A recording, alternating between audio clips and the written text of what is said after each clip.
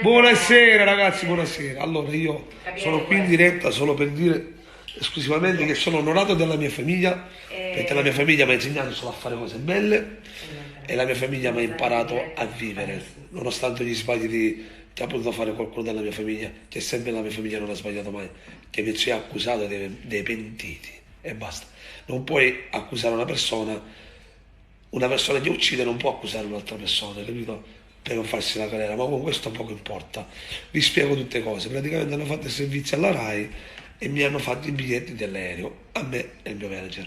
Ora, all'ultimo momento, alle 3 meno un quarto che partiva l'aereo, io mi trovo presso l'aeroporto, ora metto pubblico pure il biglietto, mi trovo presso l'aeroporto e praticamente così mi chiamano dalla RAI, dici no, non si fa più niente, dici perché è saltato il programma e non si farà più niente.